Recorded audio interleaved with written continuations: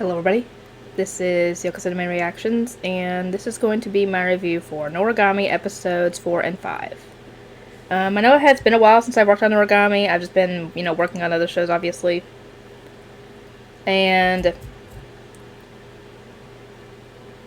we get to see yet another god, though obviously the first episode starts off with Yato having a dream about, what he ultimately wants in life, which is to be worshipped and revered by everybody, as a god, obviously. Excuse me. And apparently he talks in his sleep because Yukino heard just about everything and kicked him down the stairs because he was talking in his sleep. He couldn't take it anymore. And they end up meeting with Hiyori, and he tells her that, hey, there's somebody I want you to meet, and he takes them both to another shrine that looks like it has a ton of stuff, like vending machines. Looks like a store with a tons of stuff in it. And one thing that Yukino had said before was that no girl will ever want you with how you dress. And and a girl rushes out and hugs him, and I'm like, who is this? Like a friend or something? No, he claims that this is his girlfriend, and he asked her for money, essentially. Claiming that he doesn't have the food to be able to properly feed Yukino his new regalia. And I'm like, what the heck? Oh, I guess it's Benjamin, okay. Or Dad, whatever. Anyway.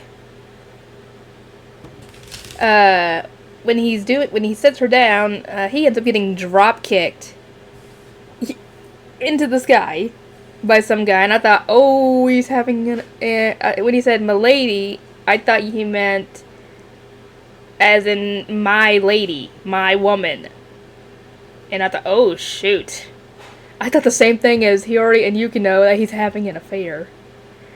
And no, it turns out that this is actually a goddess and her regalia. And the reason they called her milady is, as a term of endearment. Because, no, she is his goddess. So, I don't know if they're actually going out, but...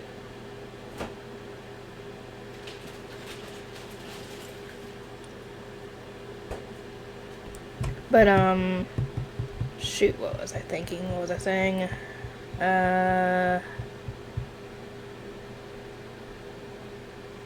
Anyway, we end up learning a couple of things. And that apparently Yato's got a bit of a past.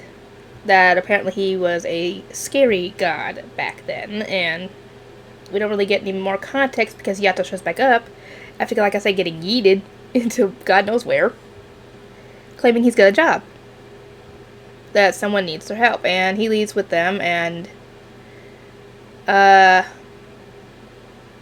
yeah, it turns out the person who called him was a guy planning on committing suicide. And Yato appears out of nowhere and knocks the guy off the ledge, causing him to start falling. I'm like, oh my god, dude, really? You couldn't have looked where you were jumping or whatever? And Yato shows up where the guy is falling, and because they're all falling at this point. And he starts talking to the guy as if they're not falling to their death. And then again, I don't think Yato can die in this way, can he? I'm assuming not. But while he's talking to this guy, Yukino and Hiyori are telling him, you can wait on doing this, say him already. And he gives his whole backstory on why the heck he's doing this. His company went under, and thus he's out of a job and has no money. And it's all started when he found a girl, and apparently he assumed she had a controlling family. So he was spending time with her, and they eventually started dating, and they started having a ton of bad luck, and things started going bad when his company went under. And he apparently was wanting to propose to her, but he has no money, and he thinks he's got no future, and blah blah blah blah. And Yato asked him, well, wait a minute, that sounds familiar. And he pulls out his phone and shows him, and asks him, no, he asked him to show him a picture of her. And it turns out it's the same freaking goddess from before. That's who he was dating. And obviously I don't know if Yato was actually dating her. I don't think so, because in this next scene, he tells the guy to dump her, forget about her, because she is the goddess of poverty. And she will bring misfortune to anybody who essentially is close to her. So if he's associated with her too, does that explain what happens with how he's not able to get jobs and stuff because he's associated with her? And like I said, this is all going on while they're still falling to the freaking ground. How they haven't hit the ground yet is beyond me. And he tells him that you need to sever ties with this girl, and I'll do that for you. And essentially, he's gonna wipe his memory of her and everything that they went through, her contact info and stuff. And at first, he doesn't want to, but he's essentially tells him, yeah, this is not a good idea. You don't want to be with this girl. And he is able to get Yukino to do that easily, even though he obviously had no training in this, didn't know what the heck was going on, didn't know what to do or anything. But he was able to successfully do it, and they managed to get him to gently lower to the ground right as he's about to hit it. So he doesn't die, he doesn't get hurt or anything, and now he's hopefully in a better place to where he can try and get a new job and everything. And I guess he goes and confronts her about it, and she's like, oh, I didn't mean to do that, I just wanted to have fun because I can't go out and do anything. And her regalia is like, yeah, I make you stay home because you cause disaster wherever you go. No wonder you can't go outside, because you hurt everybody.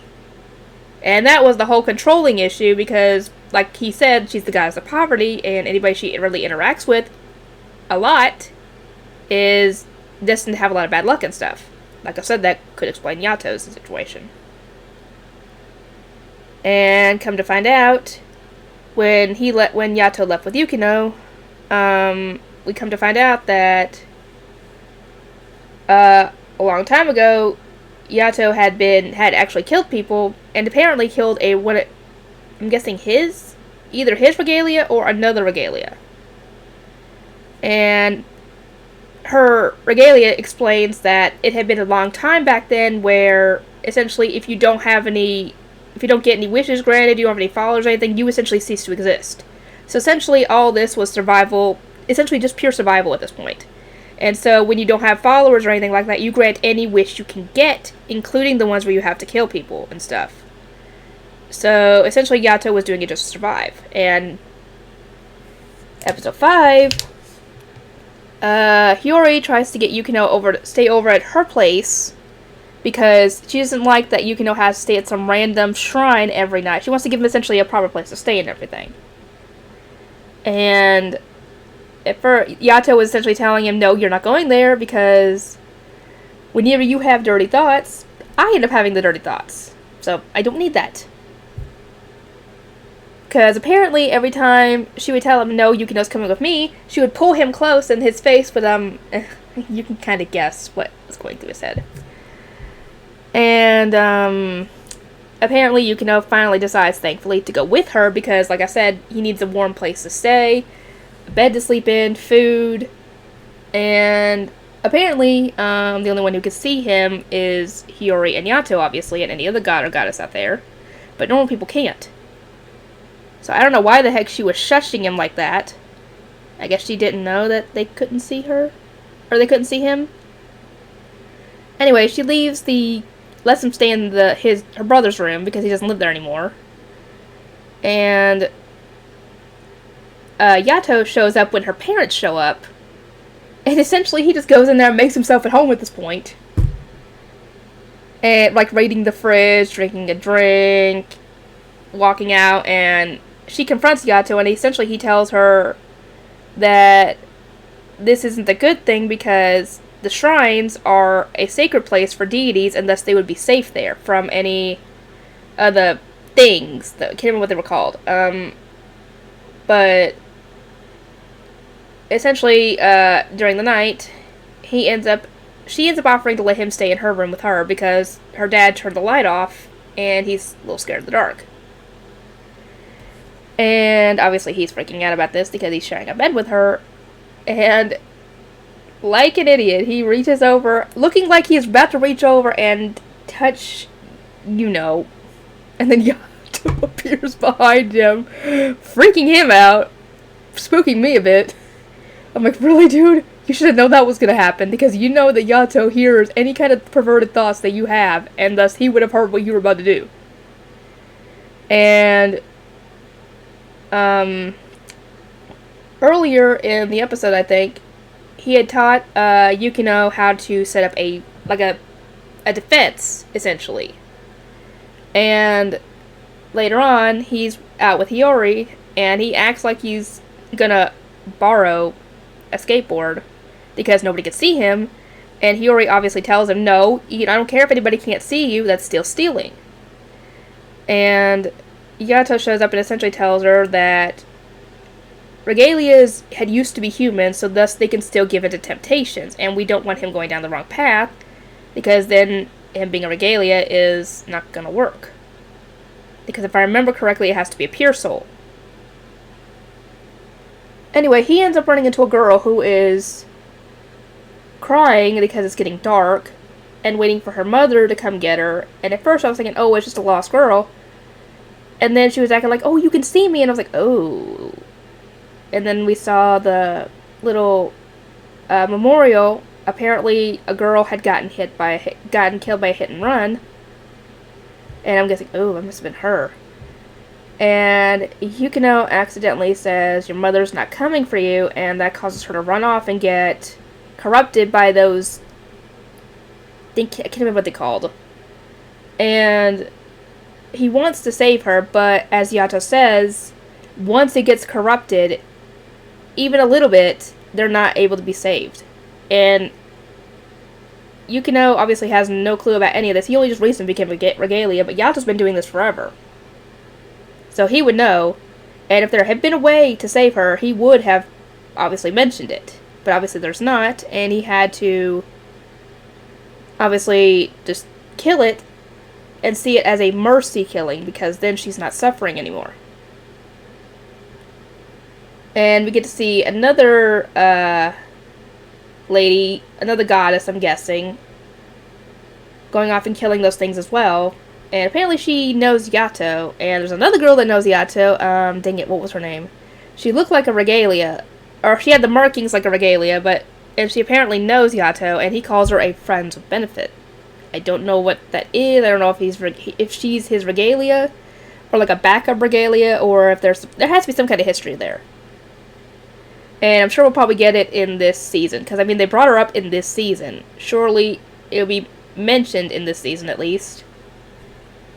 Anyway, I will try and get some more stuff done, and I'll see you guys next time.